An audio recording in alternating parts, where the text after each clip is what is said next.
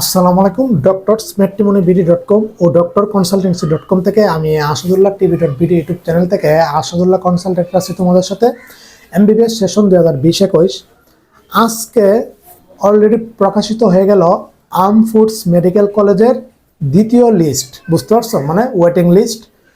তো আমরা দেখলাম যে এই আর্ম ফোর্সের মানে এফএমসিতে দ্বিতীয় ওয়েটিং লিস্ট থেকে 56 জন হচ্ছে তোমার কি চান্স পেয়েছে। বুঝতে পারছো, আর্ম ফোর্সের ক্যাডেটে। তো সুতরাং এখান থেকে তোমার 56 জন থেকে হলো 19 জন হলো তোমার ছেলে আর বাকি 37 জন হলো মেয়ে। বুঝতে পারছো, সুতরাং এরা সিলেক্টেড কিসের ক্রম অনুসারে, রোল নং ক্রম অনুসারে ওরা চান্স পেয়েছে। বুঝতে পারছো, এটা কিন্তু মেরিট পজিশন অনুসারে নয়।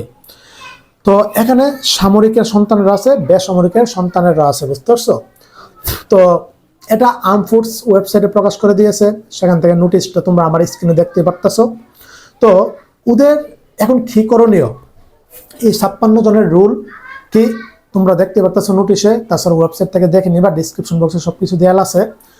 তো তোমরা তোমাদের অনেকেই জানতে পারবে না কোন ওয়েবসাইটের রেজাল্ট প্রকাশ করে। afmc.edu.bd ওয়েবসাইটে কি সম্পূর্ণ সবকিছু তোমার এই প্রকাশ করে। বুঝতে পারছো রুল, মানে রুলগুলি। তো এখন তোমার কি করণীয় দেখো, এখন হচ্ছে তোমার করণীয় হলো যে তোমার 7 তারিখে 7ই জানুয়ারি তোমার এই মৌখিক ভাইভা হবে, স্বাস্থ্য পরীক্ষা হবে। 7ই জানুয়ারি সকাল 9টা থেকে তোমাকে সেখানে উপস্থিত থাকতে হবে। এখানে দুইটা গ্রুপ আছে। বুঝতে পারছো, ক গ্রুপ মানে ছেলে 19 জন, খ গ্রুপ মানে মেয়ে 19, মানে মেয়ে হচ্ছে তোমার প্রথম গ্রুপ হচ্ছে মেয়ে, মানে খ গ্রুপে মেয়ে আছে তোমার মোটামুটি প্রায় 20 জনের মতো। তারপরে গ গ্রুপ হচ্ছে মেয়ে আছে তোমার 17 জনের মতো। বুঝতে পারছো, তো এই দিন তোমার 7ই জানুয়ারি তোমার কি উপস্থিত থাকতে হবে। এখানে কাগজপত্রগুলি নিয়ে কি কি কাগজপত্র নিতে হবে, তোমার এসএসসির মার্কশিট, তোমার এসএসসির সনদপত্র, তোমার 2 কপি পাসপোর্ট সাইজের ছবি, এমনকি তোমার নাগরিকত্বের একটা মানে যে কাগজটা আছে এটা। তাছাড়া আরো আনুষঙ্গিক অন্যান্য সামরিক মানে ছেলে সন্তানদের জন্য যারা কোটা সিলেক্ট করেছিল, তোমাদের মা বাবা যে কর্মরত ছিল আর্মি মেডিকেল কলেজে, তো মানে আর্মিতে কর্মরত ছিল অথবা যে কোনো মানে হোক সামরিতে, তো সেখানে হচ্ছে তোমার যে তোমার অবসরপ্রাপ্ত হলে সেখানে মানে কাগজপত্রগুলি শো করতে হবে।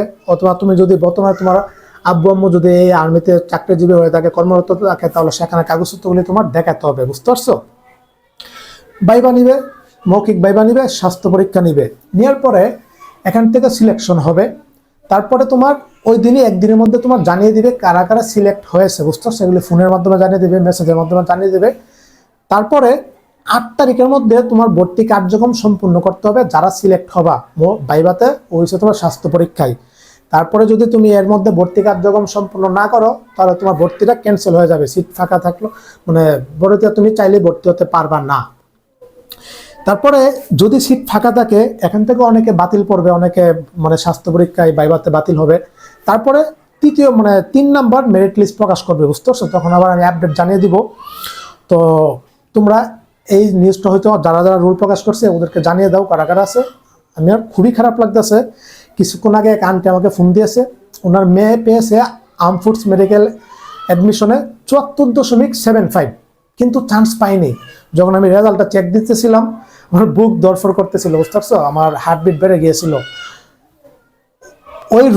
ওই মেয়ের রুল যেটা আছে এখান থেকে মানে ওর রুল নংটা আছে মানে 10 মানে 81 মানে 10 87 81।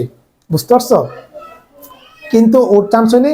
কিন্তু ওর মানে মানে যে রুলটা আছে 10 81 কি 87 মানে 10 87 88 রুলটা চান্স পেয়েছে। মানে ওর আগের 5-6 জনের চান্স হয়েছে, কিন্তু ওর চান্স হয়নি। কিন্তু ইনশাল্লাহ ওর আমার মনে হচ্ছে পরের যে মেরিট লিস্টটা প্রকাশ করবে 3 নাম্বার, সেখানে আমার এই ছাত্রীরা চান্স হয়ে যাবে ইনশাল্লাহ। 74.75 পেয়েও চান্স পাইনি, হয়তো সামরিক হয়ে থাকলে তোমার কি অটোমেটিকলি চান্স হয়ে যেত। দেখো, তো এই যে ছাত্রীটা সেরা একটা রেজাল্ট করেছে, এখন ওর করণীয় কি, আর্ম ফোর্স ইনশাল্লাহ আশা রাখা যায় চান্স হয়ে যাবে। সেখানে চান্স হলেও আবার এখানে ভাইভা হবে, মৌখিক ভাইভা, স্বাস্থ্য পরীক্ষা, সেখানে টিকে গেলে তারপরে পড়ার সুযোগ পাবে। তো দেখো যে 5টি বেসরকারি আর্মি মেডিকেল কলেজ আছে, 1টি নেভি মেডিকেল কলেজ আছে। তখন আমার এই ছাত্রীটা কিন্তু পরামর্শ দিয়েছি যে আর্মি মেডিকেল কলেজে এবার কি মেধা ও অসচ্ছল কোটা 5% কি মানে যুক্ত করেছে, 5%-এর সুবিধা দিয়েছে, এবার অন্যান্য বছর ছিল না এটা। তো সেখানে কিন্তু ও অ্যাপ্লাই করলে কিন্তু ইনশাল্লাহ সিলেক্ট হয়ে যাবে, মেধা কোটা কিন্তু হয়ে যাবে। অসচ্ছল কোটার ক্রাইটেরিয়া যদি ওদের মোটামুটি কি 5টা থেকে যদি 2টা থাকে, তারপরেও কিন্তু ইনশাল্লাহ 2-3টা থাকলে ও কিন্তু সিলেক্ট হয়ে যাবে ইনশাল্লাহ আর্মি মেডিকেল কলেজে। বুঝতে পারছো? যেহেতু স্কুল খুবই ভালো, খুবই একটা সেরা একটা স্কুল ছিল। তো এরকম যারা আসো আর্মি মেডিকেল কলেজে মেধা অসচ্ছল কোটা ট্রাই করতে পারো, যাদের প্রকৃতপক্ষে মেধাবী, স্কুলটা ভালো আছে, এমনকি অসচ্ছলতার ক্রাইটেরিয়া মোটামুটি 3-4টা আছে। বুঝতে পারছো? 2-3টা থাকলে হবে। তারপরে যাদের সামর্থ্য আছে, স্কুল ভালো, ধরো 60 থেকে নিয়ে 72-এর মধ্যে, যাদের সামর্থ্য আছে আর্মি মেডিকেল কলেজে প্রাইভেটে পড়ার টাকা দিয়ে, সেখানে তোমরা ট্রাই করতে পারো, সমস্যা নাই। আর প্রাইভেট মেডিকেল কলেজ তো আসেই। তো এই ছিল আর্ম ফোর্সের আপডেটটা জানিয়ে দিয়েছিলাম। অনেকেই ফোন দিয়েছিল যাদের স্কুল 65, 70, 72 ছিল যে ভাইয়া কবে এটার ওয়েটিং লিস্ট দিবে, কিভাবে জানবো, কোথা থেকে জানবো। বলছে আমি আপডেট নিউজ তৈরি করে দিয়ে দিব, কোনো সমস্যা নাই। আর এই তোমার এই রুলগুলি তুমি তোমার চাইলে দেখতে পারো, আমি ডিসক্রিপশন বক্সে আমার ড্রাইভের লিঙ্কটা দিয়ে দিব, এই রুলগুলির নোটিশটা। তারপরে তোমার আমি ব্যস্ত থাকি, আন্তরিকভাবে দুঃখিত, আমি প্রচুর ব্যস্ত থাকি, অনেক ব্যস্ত থাকি। আমার এখনো হোয়াটসঅ্যাপে হাজার হাজার মেসেজ আনসিন। আমার এখন ঢাকাতে আমি যেহেতু সময় দিচ্ছি কয়েকদিন যাব, তো সরাসরি দেখা করতে আসে। বুঝতে পারছো? অভিভাবক মা বাবারা, যেমন আজকেও এক আন্টি আইসা কল দিয়েছে, উনি ঢাকাতে গাড়ি নিয়ে আসছে আমার সাথে দেখা করার জন্য, মেয়েকে প্রাইভেটে ভর্তি করাবে। A to Z সব প্রসিডিউর আমি করে দেবো, ওনারা কিছুই বুঝে না। বুঝতে পারছো? তো এই অটোমেশন সিস্টেমের দুনিয়া থেকে ওনার আন্টির, ওনার মানে ছাত্রীর বাবা মারা গেছে, একজন প্রফেসর ছিল ইউনিভার্সিটির, চট্টগ্রাম ইউনিভার্সিটি, ঢাকা ইউনিভার্সিটির। আঙ্কেলকে আল্লাহ তাআলা জান্নাতের উচ্চ মাকাম দান করো। আন্টি দুনিয়াতে একা, আর মেয়েটা আছে, আর কেউ নাই। বুঝতে পারছো? তো এই যে ওনারা এত কিছু জানেন, আমাদের এইভাবে ওইভাবে আত্মীয় স্বজনের মধ্যে এইভাবে কেউ নাই। তো আমি প্রসিডিউর সব দায়িত্ব নিয়েছি, আমি সুন্দরভাবে সব প্রসিডিউর করে দিব। উনি যে মেডিকেল কলেজে চাচ্ছে সেখানে ইনশাল্লাহ ভর্তি সম্পূর্ণ করে দিব। তো এভাবে যারা হেল্প নিতে চাও, গাইডলাইন, পরামর্শ, কনসাল্ট নিতে চাও, কনসাল্ট হিসেবে ইনশাল্লাহ আমি যেহেতু কাজ করতেছি কনসালটেন্ট হিসেবে, আমি সম্পূর্ণ A to Z প্রসিডিউর, মেধা ও অসচ্ছল কোটার, জেনারেল কোটার সব হেল্প করবো ইনশাল্লাহ, কোনো সমস্যা নাই। এখানে একটু ভুল করলে তোমার কি মানে সবকিছু ধ্বংস হয়ে যাবে, তুমি আর ভর্তি হতে পারবা না। বুঝতে পারছো? চেষ্টা করলেও পারবা না। তো এই ছিল, সবাই ভালো থাকো, সুস্থ থাকো, সবার জন্য অনেক অনেক শুভকামনা ও দোয়া রইল।